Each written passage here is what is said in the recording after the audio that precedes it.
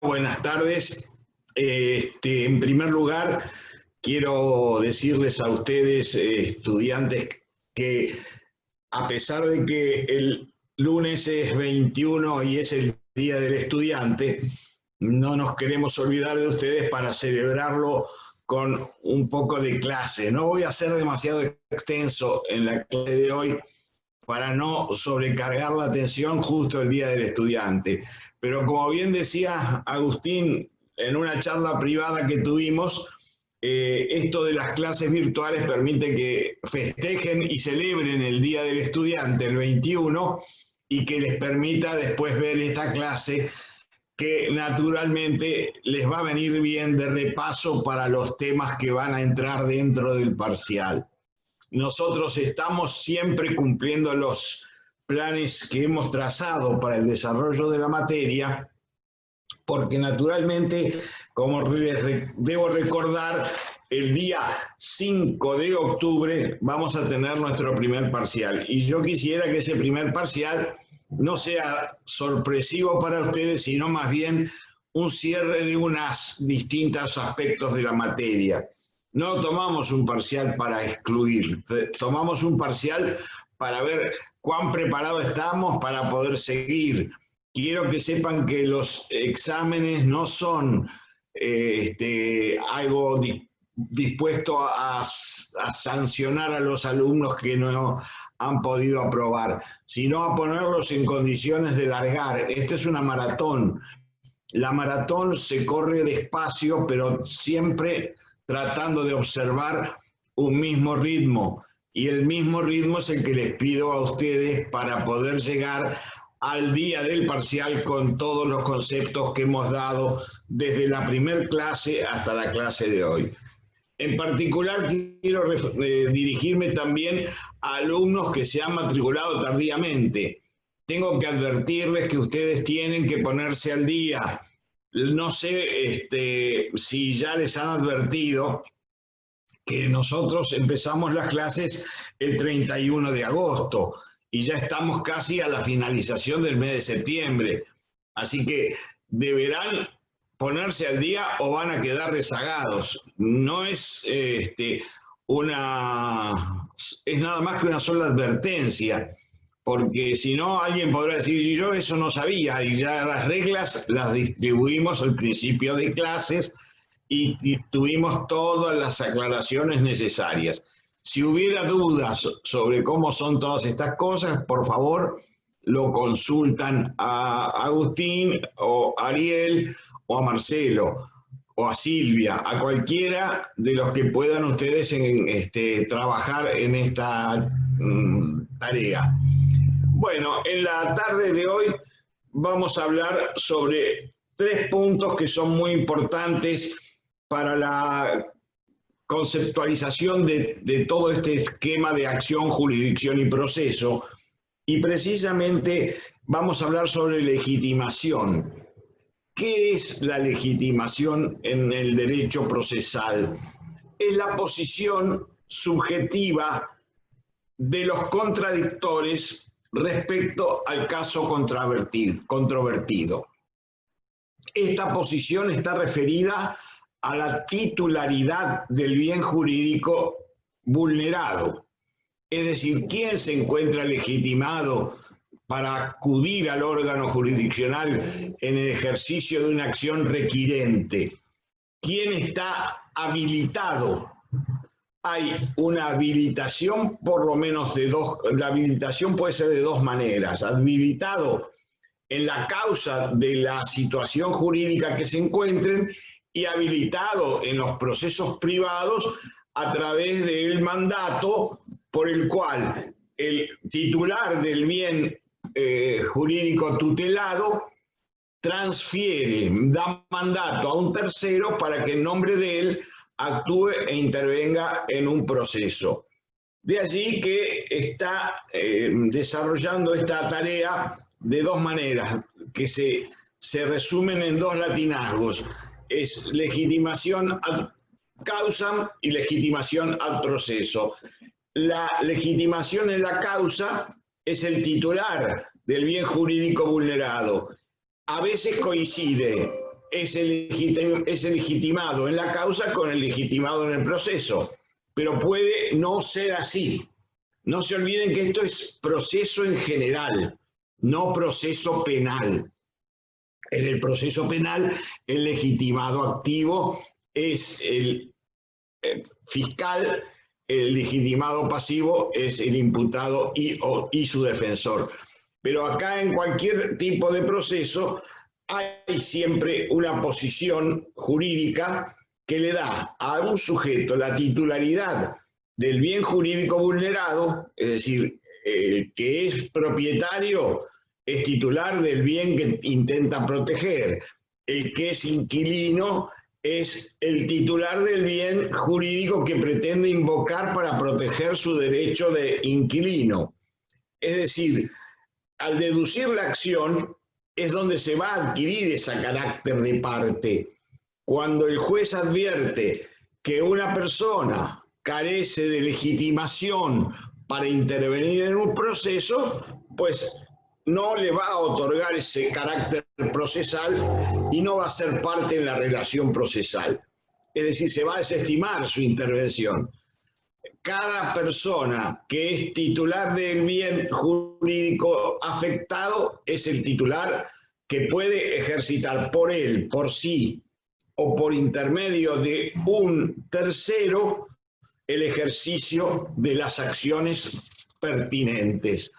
En este sentido, existen entonces razones por las cuales en el derecho decimos que no cualquiera puede requerir en nombre de propio cuando no le corresponde la titularidad del bien jurídico. Cuando alguien está en condiciones de naturaleza de amigable, componedor, que quiere resolver en nombre de otros intereses de esta naturaleza, no puede tener cabida en el proceso, salvo que tenga un mandato en especial. Bien, esta característica de la legitimación da una posible división en la legitimación individual y la legitimación colectiva. No se olviden ustedes que en las nuevas reformas constitucionales, tanto de la Constitución Nacional como de la Constitución de la Provincia de Buenos Aires, se habilitó al acceso a la justicia a cierta clase de organizaciones que actúan ya no en nombre de un individuo, sino que actúan en un colectivo de personas que tienen que o que pueden intentar las distintas formas de actuar. Yo voy a ver el texto constitucional, la norma constitucional en el artículo 43, que ya habíamos hablado la clase pasada, nos hablaba de estas acciones que se intentan ejercer en justicia. En esto dice la segunda parte del artículo 43 que esta acción de amparo la pueden ejercer contra cualquier forma de discriminación y en lo relativo a los derechos que protegen el ambiente, la competencia, al usuario, al consumidor, así como los derechos de incidencia colectiva en general, el afectado, es decir, cuando hay un afectado directo, o el defensor del pueblo, o las asociaciones que propenden a esos fines, que estén habilitadas o registradas según la ley, y que tengan una forma de participación en el sistema procesal. La acción de amparo está hecha, direccionada precisamente a todo lo relativo a los derechos que no están contemplados en la protección de la libertad locomotiva, es decir, a todos los otros derechos, y esto ya lo vimos cuando hablamos de amparo. Yo quiero que ustedes reparen en lo siguiente. ¿A qué se refiere aquí la legitimación amplia? A los casos que protegen al ambiente, a la competencia, al usuario y al consumidor. Y cualquier otro derecho de incidencia colectiva. Es decir, ¿qué es incidencia colectiva? Que cuando la aflicción de una situación lo es no ya en un individuo, sino en una proporción de individuos, bueno, para que no se realicen tanta cantidad de procesos como afectados, la Constitución y sobre todo las reformas del 94, tanto en la provincia como en la nación, habilitaron a que en materias típicas haya la posibilidad de una enumeración no taxativa para que se puedan dar acciones colectivas. Por ejemplo, casos de acciones colectivas son contra cualquier forma de discriminación, contra el medio ambiente, proteger el medio ambiente, que si bien individualmente puede perjudicar a una persona, se afectan varios individuos. Esto acá cercano a la ciudad de La Plata tenemos la planta de YPF, la planta de tratamientos derivados del petróleo, y muchas veces esto producía en muchos habitantes vecinos al lugar donde estaba situada esta fábrica o ruidos demasiado molestos que eran que afectaban muy seriamente a los vecinos donde está instalada esta planta, o a olores nauseabundos o afectaciones de humos que pudieran afectar la salud de las personas. Es decir, daba lugar a que si a un vecino lo afectaba ya esto, podía alcanzar los efectos de la sentencia a todos aquellos más afectados.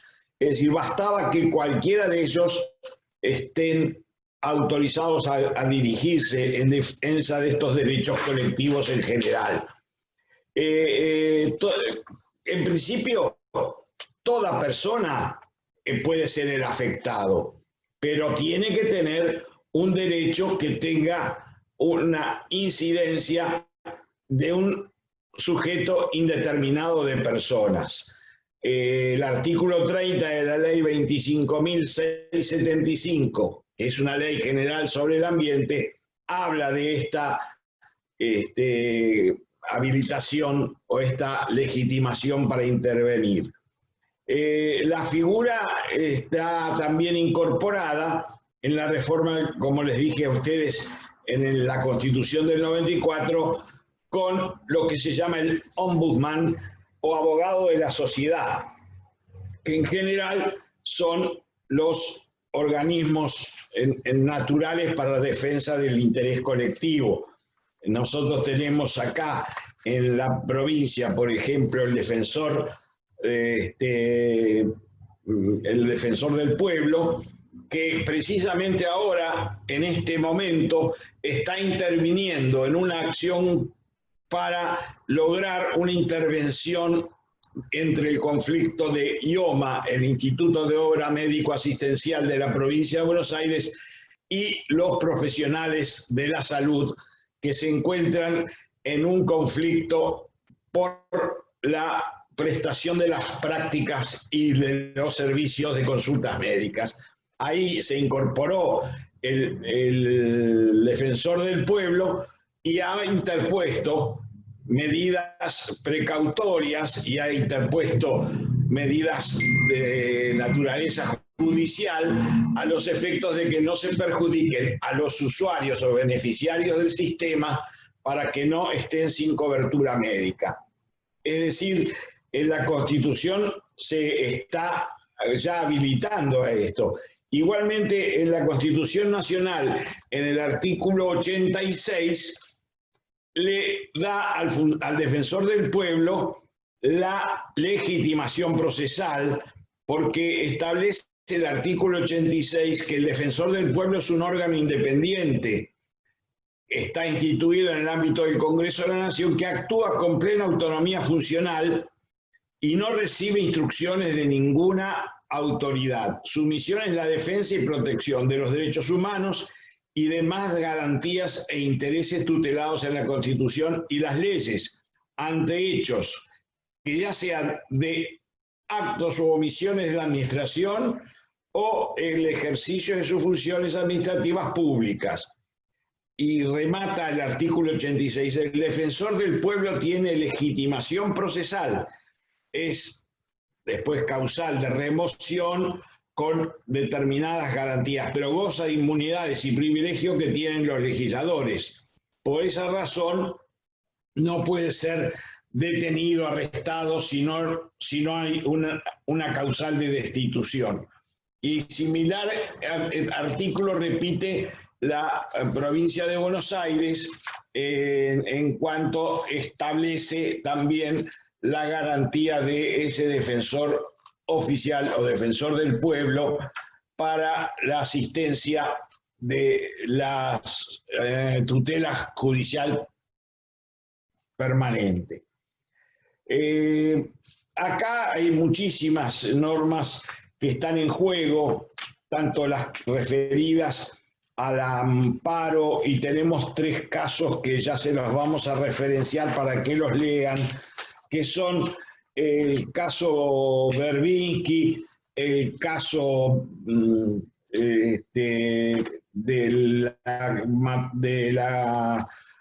saneamiento de la matanza, que se llama caso Mendoza, del saneamiento de la matanza y el riachuelo de la justicia federal, en la que se presentó un interés colectivo para todos aquellos que se veían afectados por la contaminación del llamado riachuelo.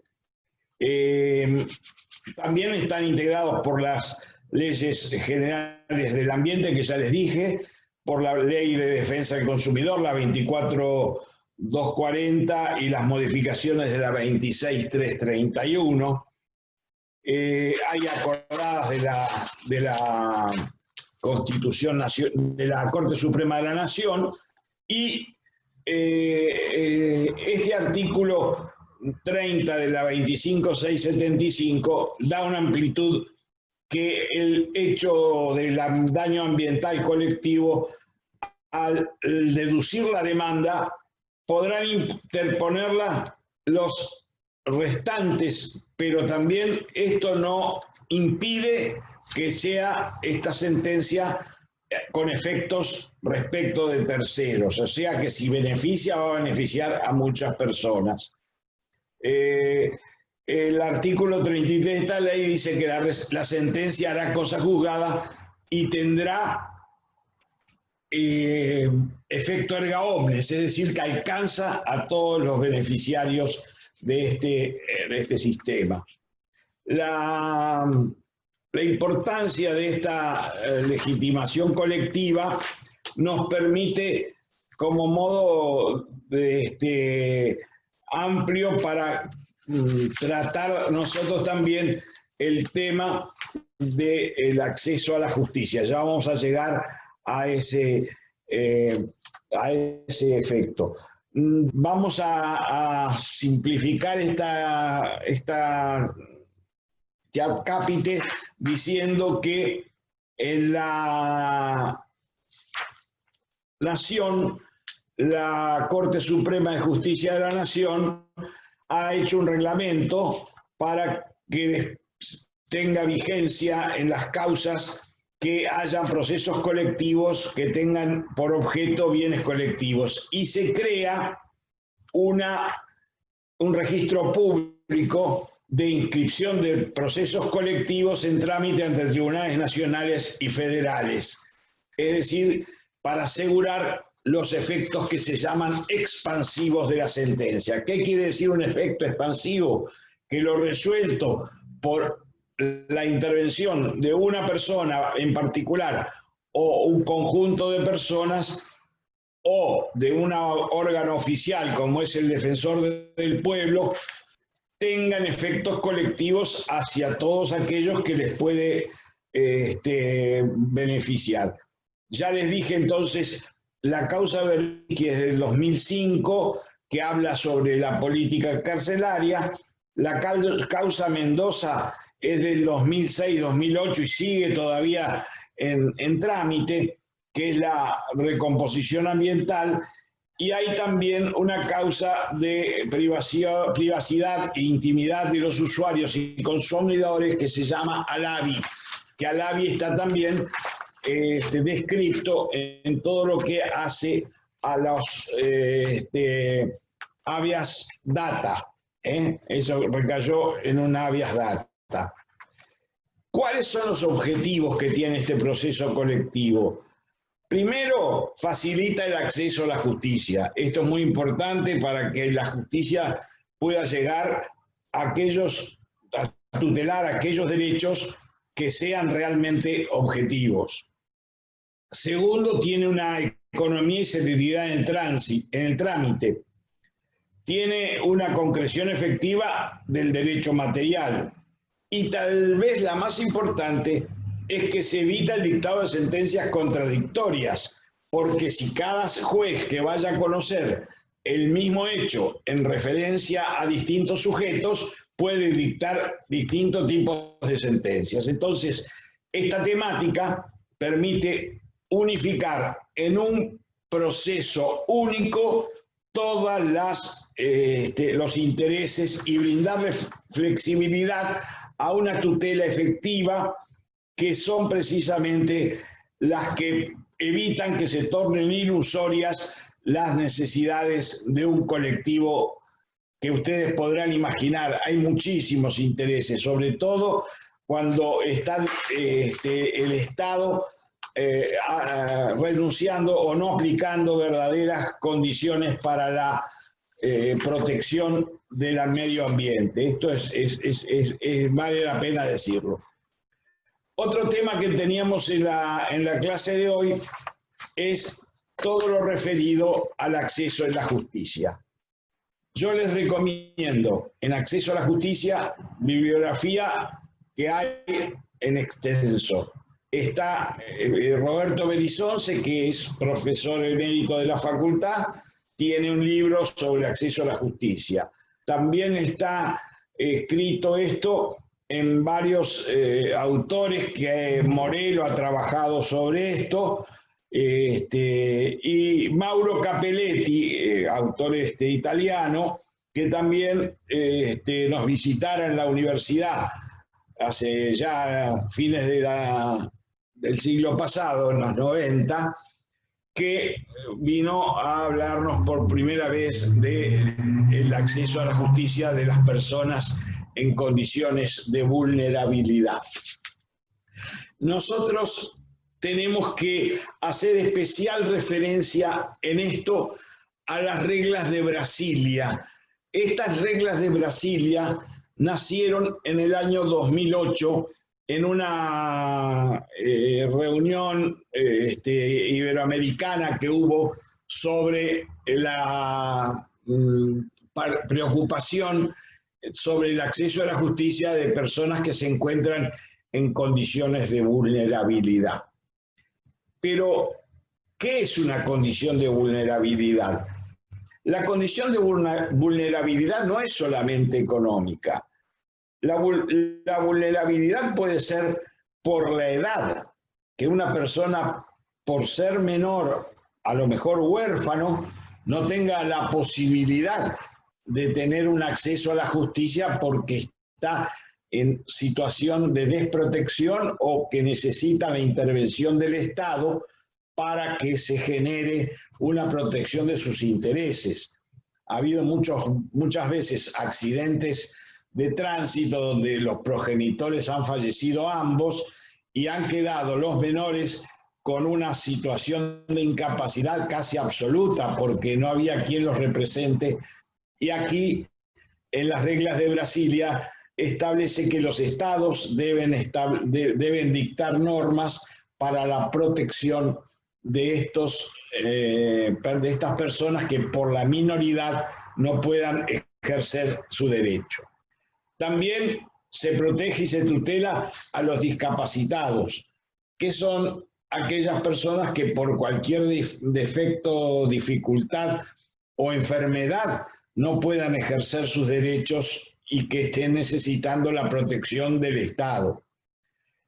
También las comunidades indígenas, que están a veces un poco alejadas de las normas jurídicas y que naturalmente en nuestra Constitución del 94 se les reconoce personería y se les reconoce la posibilidad de intervenir como comunidades con ciertas facilidades que hay que brindarles para la defensa de sus intereses particulares. Ya el Estado en muchas ocasiones ha debido cederle a las comunidades originarias. Esto adviértase que no es para cualquiera que dice soy descendiente y no tiene mucha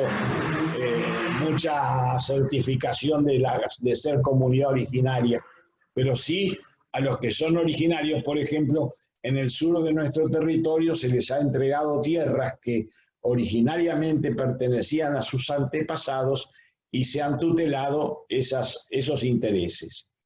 También algo que es importante recordar, los migrantes, ya sean migrantes de carácter nacional que vienen de otras provincias y se encuentran desprotegidos, o a los migrantes internacionales, es decir, a los que acepta nuestro país como inmigrantes.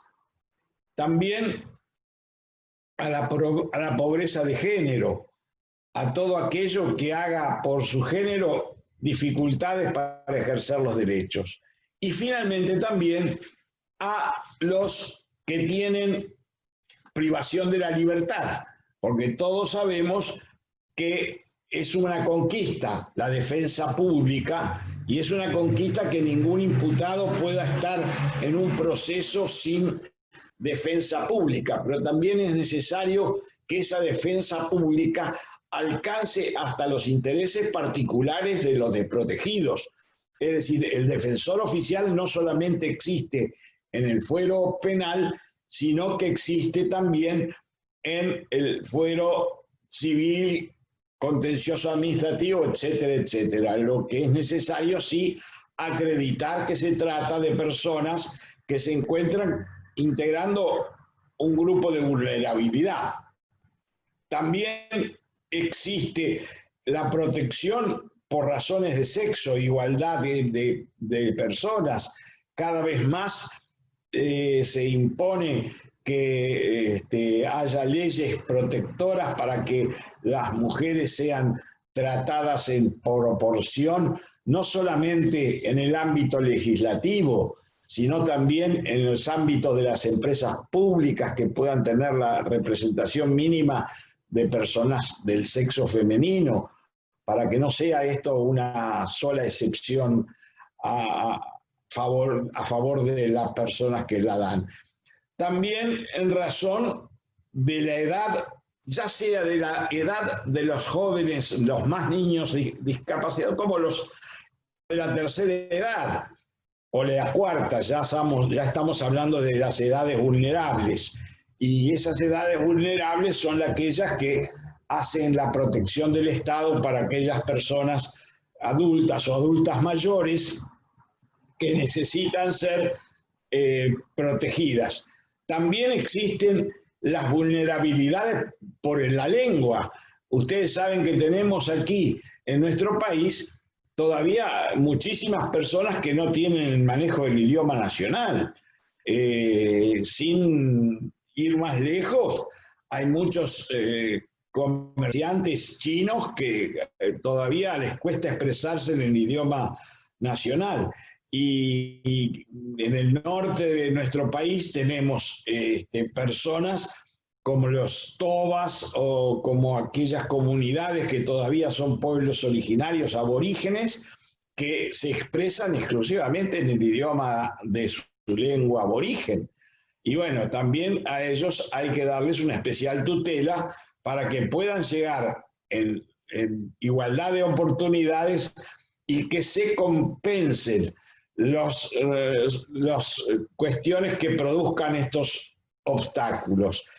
Las reglas de Brasilia, que están publicadas en internet, ustedes basta que busquen la voz reglas de Brasilia, son 100 reglas de Brasilia, fueron después tomadas por países de Latinoamérica como Paraguay, Uruguay, Brasil, y tienen siempre la formulación de políticas para que remuevan los obstáculos que pueden tener algunas personas de estas condiciones. Una de las cosas más importantes que se hace hincapié, sobre todo en Paraguay, que Paraguay dictó hace poco tiempo unas leyes protectoras en base a las reglas de Brasilia, de generar en las mismas comunidades personas que sean tutores de estas reglas de Brasilia, para que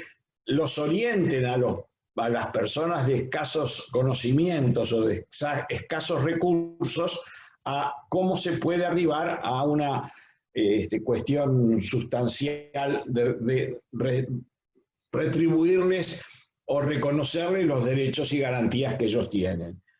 Otra forma de facilitar el acceso es la gratuidad de los gastos de justicia para aquel que es una persona que no tiene medios para actuar en juicio. El Estado provee abogados, los colegios profesionales también, por imperio de la ley que organiza el ejercicio de la abogacía, prevé la asistencia gratuita a los que son carentes de recursos. Y en esto ustedes verán que hay muchísimo interés de que el proceso no sea una galimatía difícil de entender y que sea algo que útilmente sirva a los ciudadanos. Y que ciudadanos tengan todo aquello que pueda admitirse para que puedan tener tutela efectiva. Por último, la Constitución de la Provincia de Buenos Aires, que también fue reformada en 1994, el artículo 15 establece que la provincia asegurará la tutela judicial continua y efectiva, el acceso irrestricto a la justicia, la gratuidad de los trámites y la asistencia letrada de quienes carezcan de recursos suficientes y la inviolabilidad de la defensa de la persona y los derechos en todo procedimiento administrativo o judicial. Luego habla de algo que realmente repiten los tratados internacionales, de que las causas deben ser resueltas en tiempos razonables y que no haya dilaciones indebidas, que para los magistrados una dilación indebida constituye una falta grave en el ejercicio de su jurisdicción. Bueno, les dije que esta clase iba a ser un poquito más breve que las habituales, para no sobrecargarles en esta semana del estudiante y que ustedes puedan tener en estas clases virtuales algún día un poquito de tiempo para revisar estas clases que venimos dictando y los trabajos que tienen ustedes con los auxiliares docentes que nos acompañan en este proceso. Gracias, feliz día del estudiante y seguimos en contacto. Buenas tardes.